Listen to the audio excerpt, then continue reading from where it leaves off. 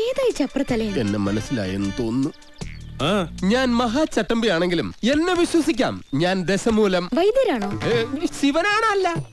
തല്ലിന് പോകുന്നതിന് മുമ്പ് ദശമൂലാരിഷ്ടം കഴിക്കുന്നത് കൊണ്ട് ചിലർ അങ്ങനെ വിളിക്കും.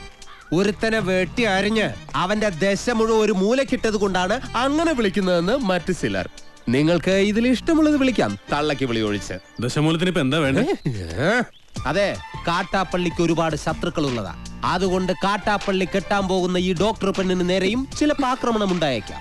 അതിനൊരു പ്രൊട്ടക്ഷൻ എന്ന നിലയിൽ ഒരു കാവൽ പട്ടിയെ പോലെ എന്ന് ഞാൻ ഉണ്ടാവും. എനിക്ക് ആരുടെയും പ്രൊട്ടക്ഷൻ ആവശ്യമില്ല. ദശമൂലം പോണം. അയ്യോ, അങ്ങനെ പറഞ്ഞൂടാ. പിന്നെ ഞാൻ എന്തിനു വന്ന?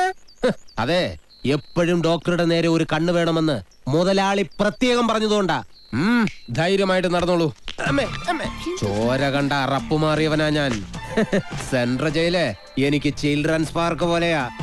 ഏത് കൊമ്പം വന്നാലും ആ കൊമ്പ് ഒടിച്ചു കളയും ഈ ദശമൂലൻ. മല്ലയ്യ വരുന്നുണ്ടല്ലോ. ആണോ? ധൈര്യം ഉണ്ടെങ്കിൽ കണ്ടുപിടി.